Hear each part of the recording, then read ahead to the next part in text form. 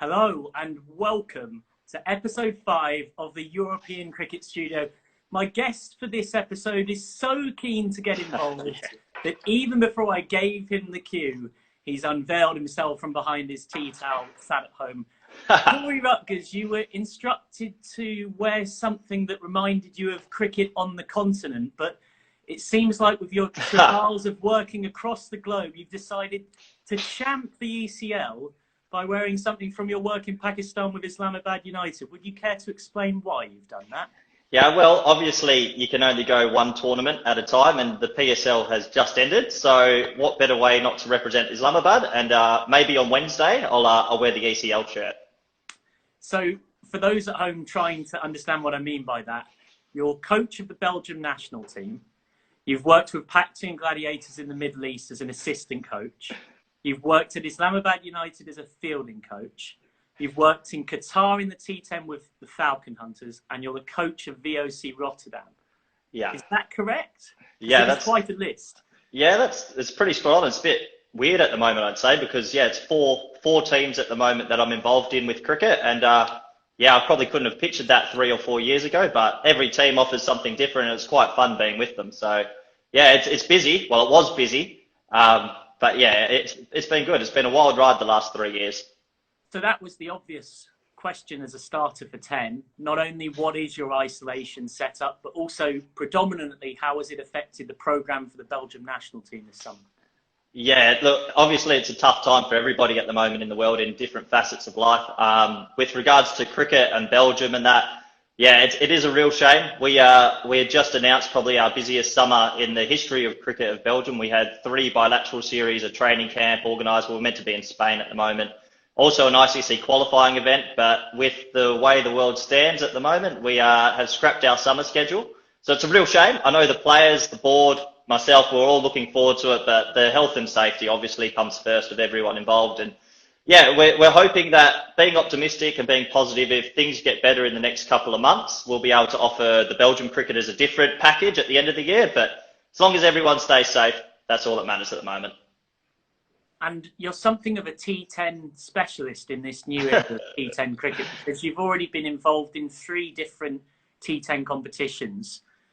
Is that a niche you've deliberately looked to develop, or is it just happened? Oh, no, well, if you had told me 2.5 years ago that there'd be T10 cricket around the world, I would have laughed probably. It's not something you ever expect, but sort of the way that 50 over and 20 over cricket came on. And then, I've been very lucky. So in the last couple of years, I got to go to Dubai and worked with a franchise called Paktoon in the T10. And then, like you said, I was just with VOC Rotterdam at the ECL, which is a great T10 comp. And then also we're with the T10 for the Falcon Hunters in Qatar. So yeah, before you know it, T10's slowly taking over. It's a quick sport. It's a bit different in tactics and things like that. But it's enjoyable. It's 90 minutes in and out. You can't complain. And that, of course, to a European audience who are used to seeing the Champions League in football before the Champions League of European cricket came along, is a very familiar format. Indeed, just to remind everyone of the general idea for this week. So as per usual, and as was set last week, Monday, Tuesday, Wednesday, Thursday, myself, Michael McCann with you on a Monday and a Wednesday. To my fortune or misfortune, as you may or may not say in the comments, with Corey Rutgers. And Tuesday and Thursday, Vin Sandhu is with Jason Berendorf, the current Australian international, who with a name like that, unsurprisingly, decided to become a massive SG Findorf fan last summer, and then was very disappointed when you guys gave Findorf a bit of a whack in the final. So moving on to T10 tactics, which is something of a speciality of yours. What would you say are the 3 or 4 things that you can see cropping up on the horizon? You've talked about in the ECL commentary box for me last summer, tactical retirements, not shying at the stumps, flexible batting orders. Yeah, I think it's just a new game. So obviously you've got to, well, Dan's just asked win the toss and bowl. You should always chase in the T10 because there's too many variables. But to the actual specifics of it, I think you just have to be a little bit different. You can't go with the normal 2020 sort of format rules that you would go with. Think a little bit differently outside the box. So I know, like, just a small one is that if there's a wide down the leg side and the keeper rolls with the ball, why not? We should be backing up enough. Why not run as well and get that extra run? It's just one example. Or like we spoke a lot about last year, the flexible batting orders, but to be ball specific even. If you lose a wicket in the 4-point second over and a spinner's on and you have a guy that's at 8, but you know he whacks spin, throw him in, get him up there. So I think it's a lot more thinking on your feet in a T10. Even the little thing last year when I was running outside of the ring as the ball was released, and I know some people frowned upon that, but really I like to think it's showing a little bit of initiative and thinking on your feet, because yeah, it's a new game, and until we try starting new things, you've got to push the limits a little bit. Do you think that could lead to a law change about when you have to be outside the circle? Well, the key of what you just said then is the law change. So at the moment, everything's in the laws. So until there's a law change, I really do think that fielders need to be a little bit more aware. And if it's not breaking the law, yeah, look, the spirit of cricket might be called into question, but that's also with man-catting, and you see how that splits public. Also the same with the fielders coming out the ring. So I just think it needs to be opened up a little bit more about what you can and can't do. And as a player and a coach, we're really trying to tell our T10 players around the world now, think outside the box, be prepared for anything, instant changes. Maybe we will retire a batsman one day. I think that will slowly come into it. If you have a cricketer that's having a poor day and he might be 5 off 14, 15 balls, why would you keep him out there? So there's a lot of different facets to this, and it'll change over time, I think. And how many conversations about tactical retirement have there been across your various different franchises? Has it started to creep in more and more? It was actually, so at the very first T10 tournament I was at, it was talked about openly as a group, and we talked about it at VOC, and we also talked about it at Falcon Hunters, would we be happy enough, will a player be able to accept it if a coach was to stand on the side and go, hey, look, it's not your day, come back to the sheds, let's say 5 off 15 as the example, you've got a long batting lineup sitting there, would players be open to it? And I think it's split opinion in some teams. Probably majority, 70% said, look, as a player, no, I'd be embarrassed maybe or shocked. But really, in such a small format game, if you're facing 15 to 20 balls, which is 25% of the innings, yeah, you've got to be flexible, I think. So it won't happen just yet, but it will happen one day. I'm pretty certain of that.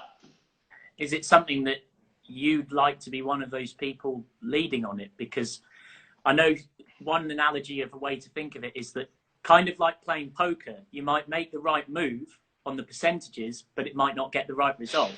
Yeah, I think it's easier said than done. There's variables to it as well. Let's give an example, say like a Max O'Dowd, who we've seen what he did last year at the ECL. You're never going to call him off 5 or 15 balls. You just never would, because you know how destructive he can be. But there are certain players that once they do get into a little bit of a rut, they can't pull out of it. And yeah, it's a gut feel as well. I don't think it's something that can be pre-planned. It's got to be in the moment.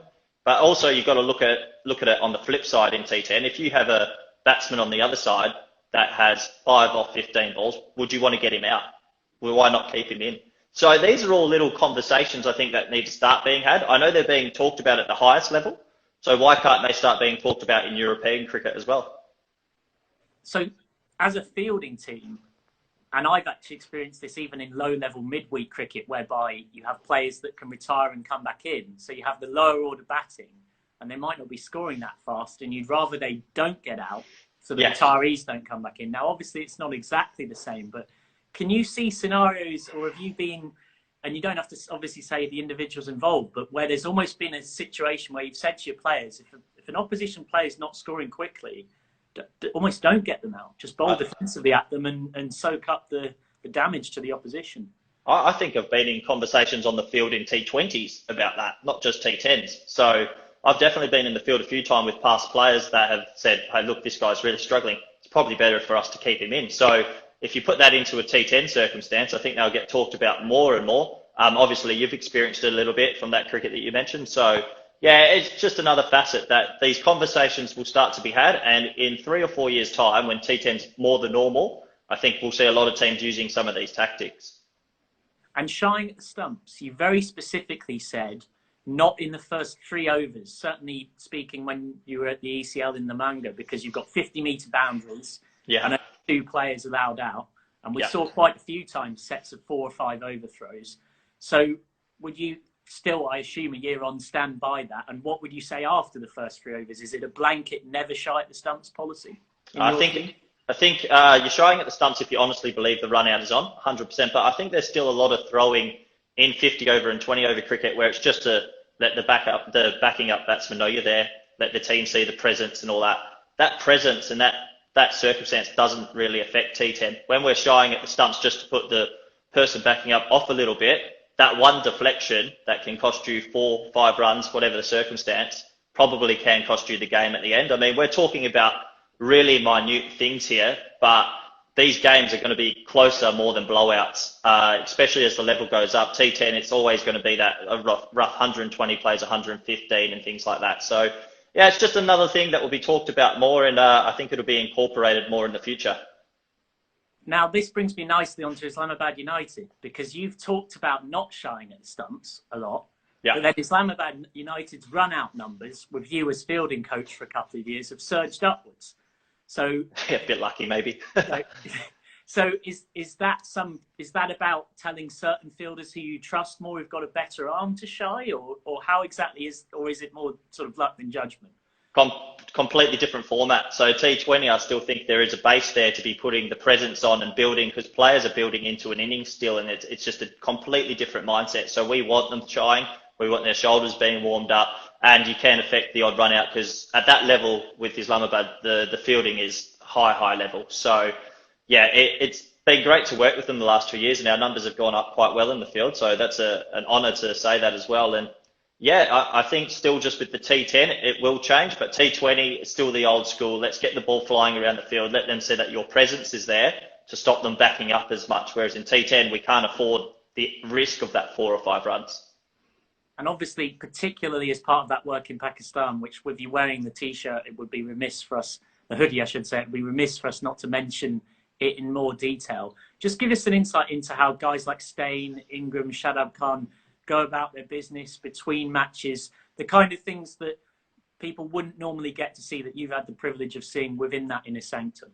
Yeah, okay. Yeah, obviously it differs from player to player, but those guys who have been around for quite a few years now playing international cricket, franchise cricket and domestic cricket, they're very comfortable in their own skin and they know what they need to do to prepare. So it's nice to see someone like Dale Steyn or Colin Ingram, how if they've had a good innings or good with the ball and that, when they get to the next training, they don't need to overdo it. They know that they're in a good rhythm, whereas you'll find maybe players at a lower level will go and hit 1,000 balls, even if they've had a good weekend on the game, match on the weekend. So I think the players at the higher level know a lot more about what their bodies can do and when they can, how to get ready and how to stay in form. That's probably the big one. They don't overdo it if they're batting and bowling well. They just do enough to get them through to the next match and keep going like that. So obviously they're all professionals. They all do the little things right as well. Recovery is massive after a game. They're always in the pool or ice baths and things like that. They're always giving themselves a little bit of time away from cricket as well, because that's important to just get your mind off it. If you think cricket 24/7 as a player, you can sort of see it gets a bit much and that one bad performance will bring you down, whereas the big players can have a bad performance, but they know they'll bounce back the next week. And on that note, so you think that as much as anything else, it's a mental side that separates those top players? Yeah. 100%. To be honest, if you ask me specifically, cricket's 90% mental. With club cricketers to domestic to high international players, it's all about mental attitude and how they apply themselves and how they can overcome adversity is a big one. I mean, as soon as a batsman has 1 or 2 bad games, the players that bounce back well are mentally fresh and they've easily forgotten what's gone on in the last 2 weeks, whereas players that can't forget or dwell on things and then start correcting this, they can go into a little bit of a trough. So, yeah, I just think it's obviously a lot more experience, but they're a lot more calmer in their heads and they know what to do to apply themselves and get the best out of it. And we've got to go back to ECL 19 because this is, after all, a European cricket show. Yeah. What are your first memories of that occasion?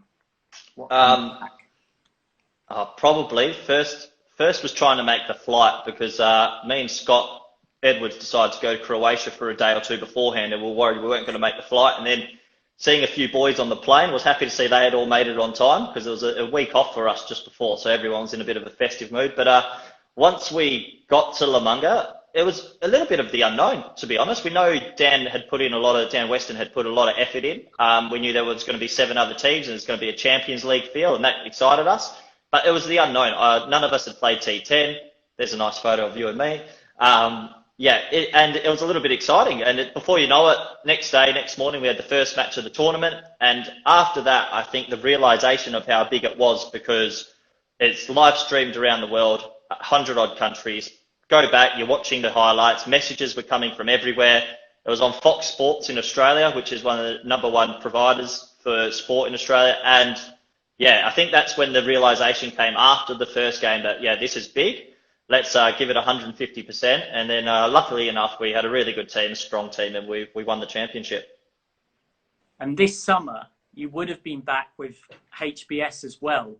What can you tell us, just in our probably the last question we've got time for today, what can you tell us for those who don't know about HBS as a team? Because I know a lot of people thought that you and them would have been two of the front runners to win it this time around.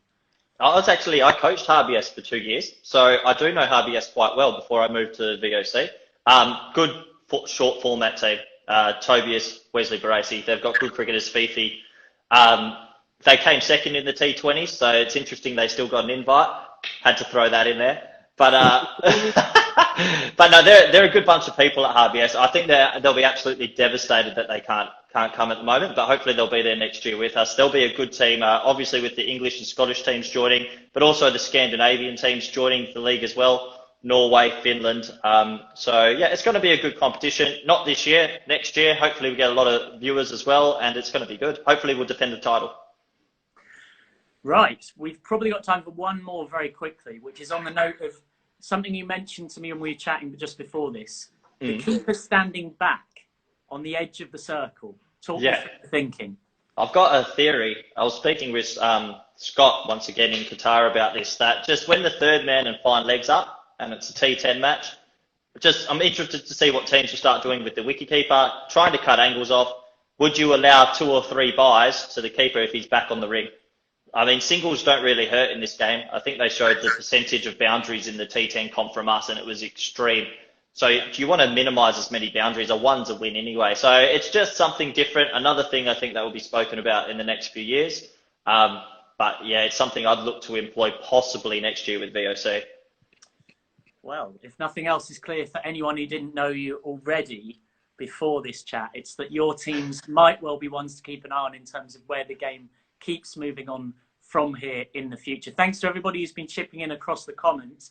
Yeah. This is, of course, our slightly shorter show, so we're pretty much out of time. But by his own admission, because of the amount of, shall we say, words that he chats on a cricket field, to use an expletive that he used that I will not, Corey is expecting some animated comments on Wednesday. It is a Q&A interactive show for an hour, and we welcome your comments and questions. I'm not sure whether Corey does necessarily quite as much as yourself or anybody watching at home or my good self, but we'll see what happens. I'm sure it'll be some fun. In the meantime, of course, we've got a show tomorrow of Jason Berendorf with Vinny Sandu. But for now, Corey Rutgers, it's goodbye, and we'll see you on Wednesday. Thanks for having me, Michael. See everyone soon. Cheers, Corey. So that was Corey Rutgers chatting all things T10 tactics and his jet-setting lifestyle across so many teams. It's almost difficult to keep up with them. Let's have a quick look at what's coming up across the rest of the week before we bid you goodbye. So we've just had This Is McCann, but on Tuesday we've got the Maximo show, Vinny Sandu with Jason Berendorf. And on Wednesday, the interactive shows start, so it will be me with Corey Rutgers. And then on Thursday, Jason Berendorf back with Vin Sandu. Get your questions in and your comments and your thoughts. And if you want to use it as an opportunity to razz Corey, then I'm not going to stop you either on that front. But for now, it is good night and goodbye. Make sure you join Vin Sandu at 5 p.m. Central European time tomorrow. But for now, keep hitting them high and handsome.